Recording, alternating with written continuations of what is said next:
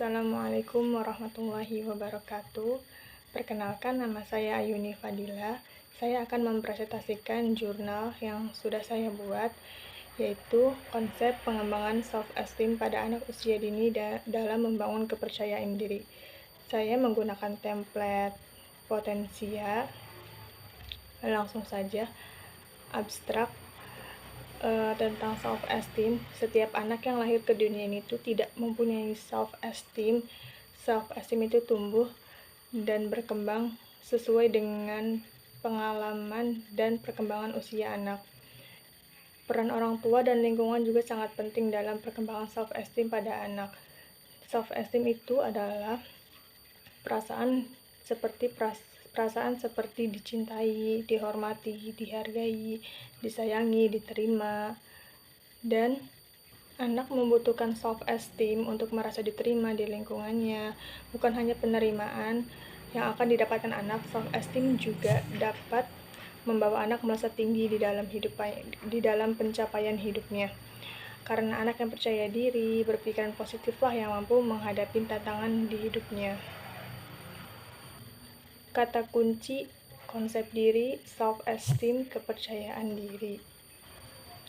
Di bagian pendahuluan ini, kita akan membahas tentang betapa pentingnya self-esteem untuk anak usia dini. Self-esteem itu dibagi menjadi dua. Ada self-esteem rendah dan ada self-esteem yang tinggi.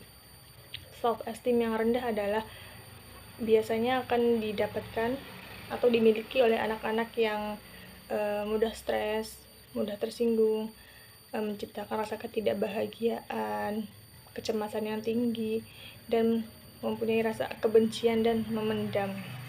Sedangkan self-esteem yang tinggi biasanya anak-anak akan cenderung merasa bahagia, merasa diterima, merasa disayangi, merasa percaya diri, merasa kalau dirinya tuh layak untuk mendapatkan atau untuk bisa mencapai apa yang dia inginkan, seperti itu. Self-esteem yang tinggi atau baik akan membantu anak untuk tumbuh dengan kepribadian sehat, memiliki jiwa sosial yang baik, dan dapat membantu anak-anak bangkit dari kegagalan. Sebagai pengasuh atau pendidik, kita itu harus membangun self-esteem anak, atau kita tuh harus bisa menciptakan lingkungan ramah anak untuk membangun self-esteem pada anak. Sebagai contoh, kita sebagai pengasuh atau pendidik itu tidak boleh ngejudge anak seperti anak nakal, anak bodoh, anak payah. Itu tidak baik karena itu akan menanamkan perasaan di dalam diri anak, akan menanamkan identitas pada anak, dan anak akan merasa kalau saya itu adalah anak yang nakal, saya adalah anak yang payah, saya adalah anak yang tidak berguna. Dan itu dapat memberikan pikiran-pikiran negatif terhadap anak ketika anak selalu mendapatkan perkataan-perkataan yang kurang baik dari orang tua atau pendidik. Di sini juga terdapat beberapa teori yang saya masukkan dalam pendahuluan. Salah satunya yaitu teori tentang Bainbridge 1967 menyatakan bahwa ada 4 pola asuh anak-anak. Ada beberapa teori atau penelitian para ahli yang saya masukkan di dalam pendahuluan, yaitu salah satunya penelitian menurut Bainbridge 1967 menyatakan bahwa ada 4 dampak pola pengasuhan orang tua. Yang pertama itu pengasuhan demokratis. Pola pengasuhan demokratis itu akan menghasilkan karakteristik anak yang mandiri, dapat mengontrol diri, mempunyai hubungan yang baik dengan teman-temannya, mampu menghadapi stres, mempunyai minat terhadap hal-hal yang baru, dan kooperatif terhadap orang lain. Kedua, otoriter. Anak-anak yang dengan pengasuhan otoriter biasanya dampaknya akan menghasilkan karakteristik anak yang penakut, pendiam, tertutup, tidak berinisiatif, gemar menentang, suka melanggar norma-norma, kepribadian lemah, cemas, dan terkesan menarik diri dari lingkungannya. Ketiga, pengasuhan permisif. Pola asuh permisif akan menghasilkan karakteristik anak yang impulsif, agresif, tidak patuh, manja, kurang mandiri, atau pengen menang sendiri, kurang matang secara sosial, dan kurang percaya diri. Yang keempat yaitu pola asuh penelantar.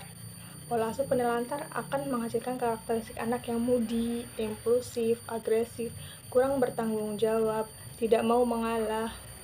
Nah, self-esteem atau harga diri yang rendah ini tuh sering bikin anak-anak jadi gampang bolos, sering bermasalah dengan teman-temannya, dan tidak baik di lingkungan sosialnya. Metode penelitian.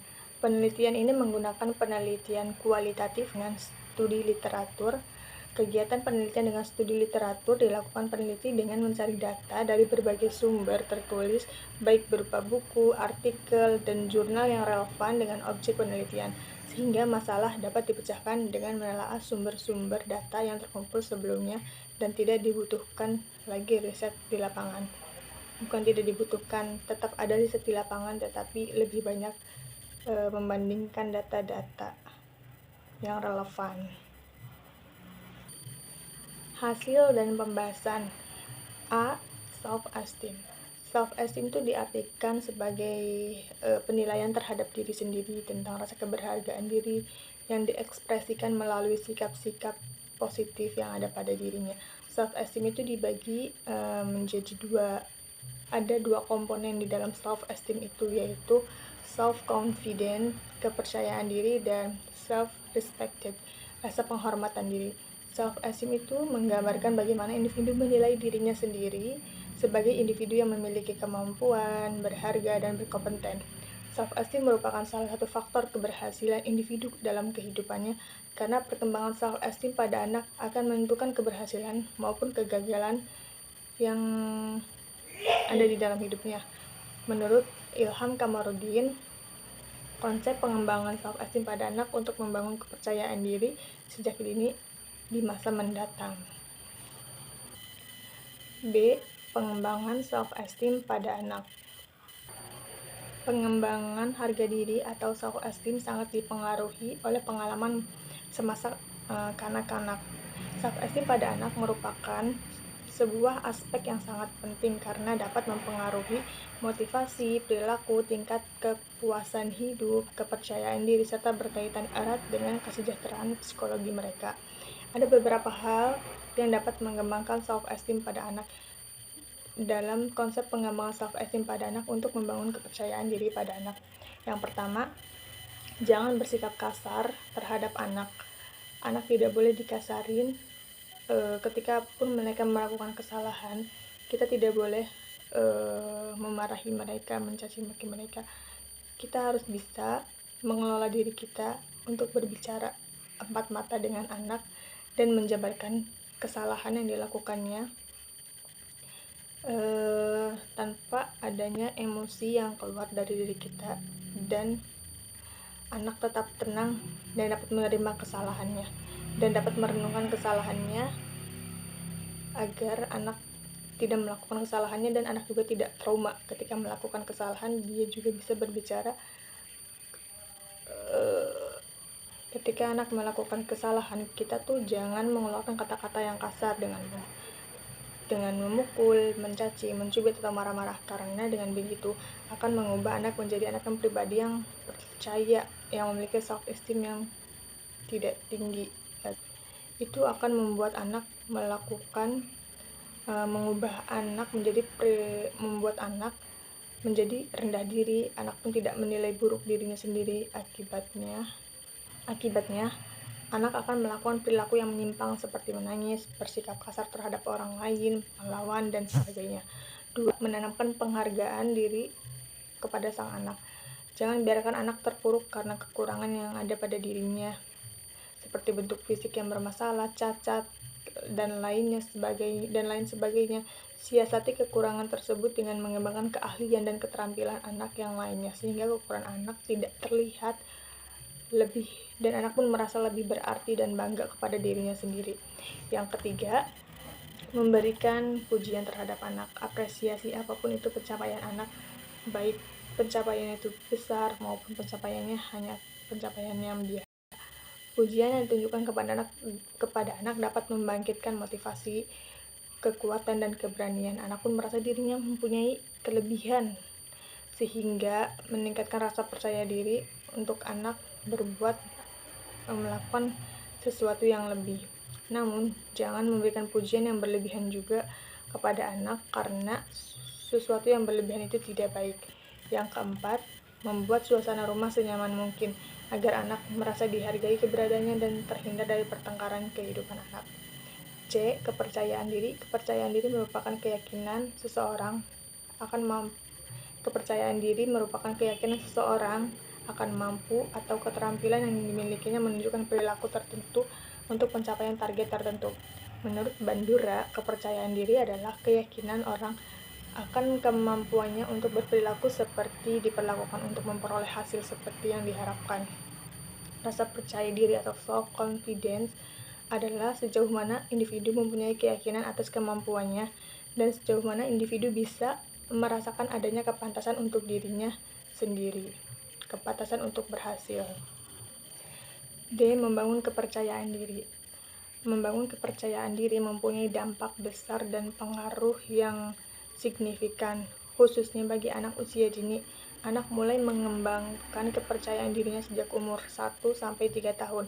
Anak akan belajar mengembangkan self-esteem-nya lewat eksplorasi diri dan lingkungan.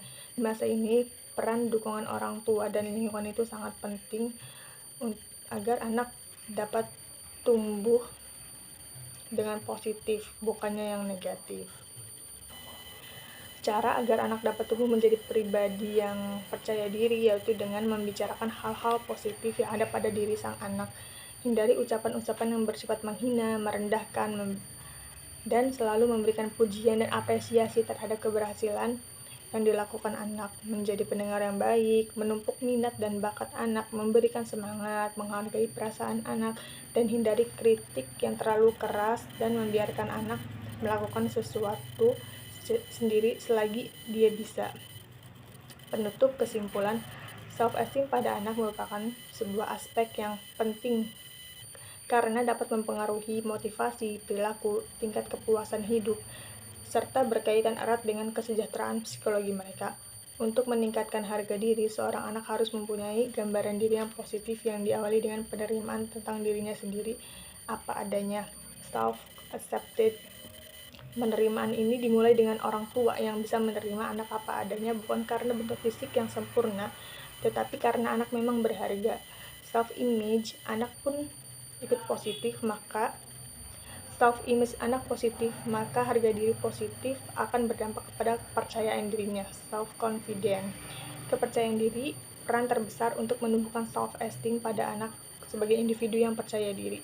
Self-esteem adalah cara seorang anak berpikir dan merasakan segala sesuatu tentang dirinya sendiri. Self-esteem adalah cara seorang anak untuk berpikir dan merasakan segala sesuatu tentang dirinya sendiri.